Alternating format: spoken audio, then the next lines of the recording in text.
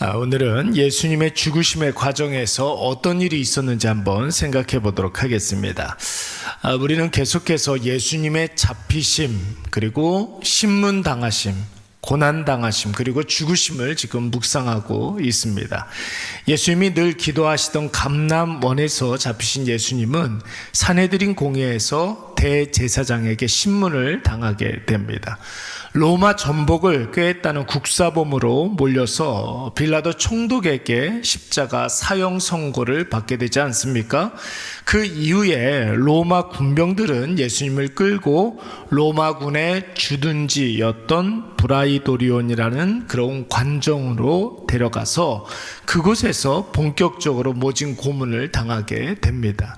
붉은 누더기 옷을 입힘을 당하시고, 그리고 가시면류관을 쓰시고, 또 채찍으로 내리침을 당하게 됩니다. 한 발자국도 움직일 수 없을 정도로 피투성이가 된 예수님께서는 이제 로마군은 사람의 몸의 2배 정도 되는 십자가를 지고 처형 장소로 이게 이동하게 했는데 예수님이 자꾸 쓰러지고 움직이질 못하니까 구경하던 사람 중에 힘께나 쓰는 자를 차출하여서 그러하여금 십자가를 억지로 지게 했습니다. 여러분, 그 사람이 바로 이름이 뭐였습니까? 구레네 사람 시몬이었습니다. 그렇게 처형 장소까지 도착한 예수님은 이제 또 다른 고난이 기다리고 있었어요. 여러분, 24절 말씀을 보시니까 이번에는 군병들이 예수님 입고 있던 옷을 싹 다 벗기고 누가 가질 것인가를 제비 뽑았다고 했습니다. 여러분, 참 이상하지 않습니까? 지금 예수님이 입고 있는 옷은 값비싼 옷이 아니었습니다. 여러분, 로마 군병들이 사형수의 옷을 나누는 그런 일들은 그야말로 사형을 당하는 사람들 가운데는 여러분, 귀족들도 있었고 구테타를 일으킨 왕족들도 있었습니다. 그러니까 그들이 입고 있었던 옷들이 굉장히 좋았거든요. 그때 당시만 하더라도 로마 군병의 생활이 그렇게 좋지가 못했기 때문에 죄수들 혹은 사형수들의 옷을 나누는 것이 그들의 전통이었습니다. 그런데 여러분, 예수님은 지금 그런 상황이 아니었습니다. 예수님께서 입고 있었던 옷은 그들이 입혔던 쓰레기 같은, 누더기 같은 그런 옷이었습니다. 더군다나 예수님의 온 몸에 피로 범벅이 되었기 때문에 이 옷을 여러분 공짜로 누군가가 가져가라고 해도 누가 이것을 가져가겠습니까? 그런데 오늘 로마 군병들은 무슨 이유 때문인지 몰라도 예수님의 이 옷을 가지려고 했습니다. 그 이유가 무엇입니까?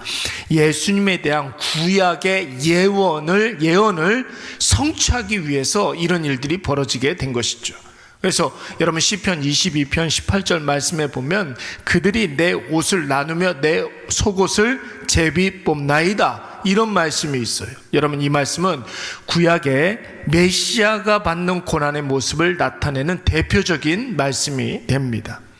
다음으로 여러분, 제3시가 되었을 때에 드디어 로마군의 살인기술자는 예수님의 손과 발에 십자가를 못 박기 시작했습니다. 여러분, 이것도 아무나 할 수 있는 일이 아닙니다. 왜냐하면 기술자가 못을 박아야 한 번 못 박은 그것이 여러분 떨어지지 않기 때문에 그런 것입니다. 그래서 살인기술자가 여러분 예수님을 십자가에 못을 박았던 것입니다.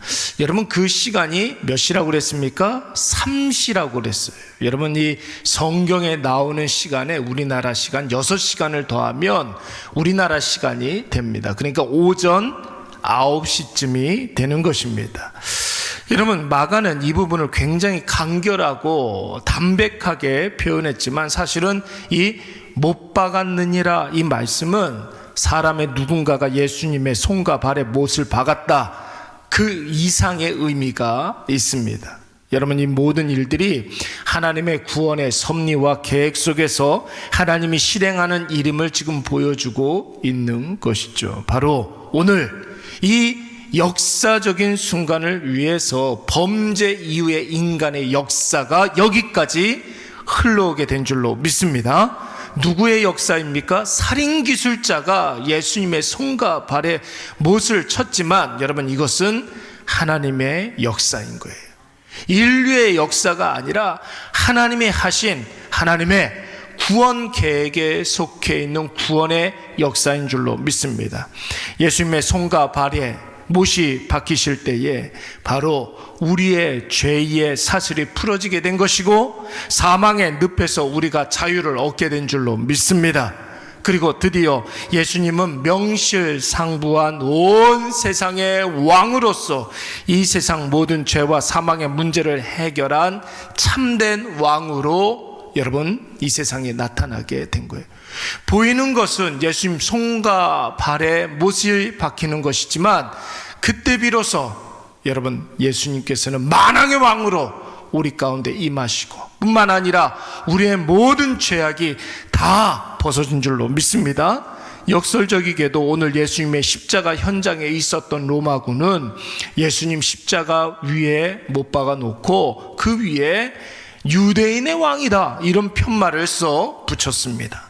여러분, 그들은 예수님에게 수치를 주고 모욕을 주기 위해서 이런 편말을 붙여 놓았지만 여러분, 그 편말은 영원한 예수님의 신분을 박제하는 장면이 되어서 오늘날 구원받은 모든 무리와 함께 하시는 참된 왕으로 오늘까지 지금 이 시간까지 존재하는 줄로 믿습니다. 그래서 예수는 우리의 왕입니다. 예수는 만왕의 왕이시고 여러분, 예수님은 우리의 모든 것 일거수일투족을 주관하시는 우리의 왕, 나의 왕이 되시는 줄로 믿습니다. 또 27절 말씀을 보시면은 예수님의 십자가 좌우편에 강도를 함께 못 박았다 이렇게 이야기하고 있어요. 로마 군병의 의도는 분명합니다. 이 예수가 양옆에 있는 강도와 다를 바가 없다는 뜻으로 마치 강도의 일당처럼 여러분 좌우편에 강도와 함께 못 박으신 거예요. 여러분, 그러나 놀랍게도 이것은 구약의 이사야 선지자가 예언한 대로 메시아가 범죄자 중 하나로 헤아림을 받았도다 이 말을 응하게 하려 하심이었습니다. 그렇다면 여러분, 종합적으로 오늘 본문의 말씀을 통해서 우리가 배울 수 있는 교훈은 무엇입니까?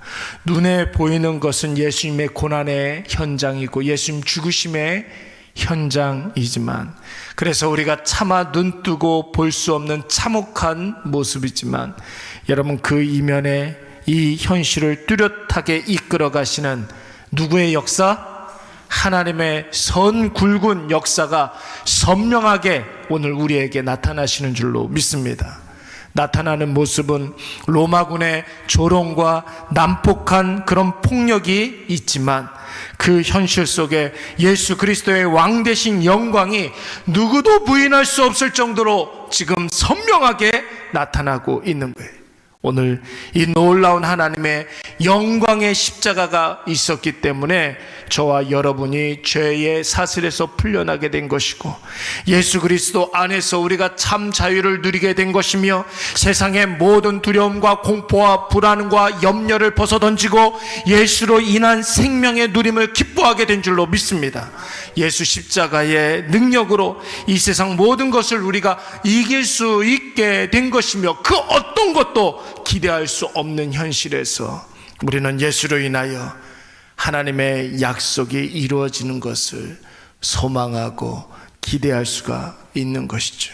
그래서 오늘 우리가 별반 달라질 것 없는 하루를 살아가고 있지만 이 하루를 시작하지만 여러분, 우리의 모든 죄의 사슬을 풀어주시고 사망 가운데서 우리를 자유케 하신 그 하나님을 기대하며 이 하루를 시작하는 줄로 믿습니다.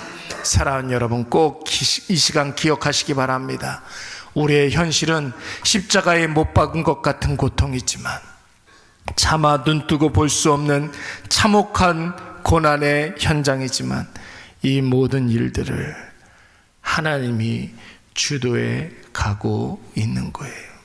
믿음의 눈을 들어서 오늘 나의 현실을 보면 분명히 하나님의 선명한 일하심이 보이는 줄로 믿습니다. 그리고 그 안에 찬란하게 빛나는 하나님의 영광이 있습니다. 그러므로 우리의 삶이 고난의 연속이지만 믿음을 발휘해 보시기 바랍니다. 하나님 주신 은혜를 여러분 사용하시기 바랍니다. 성령이 가르치는 그곳을 보시기 바랍니다.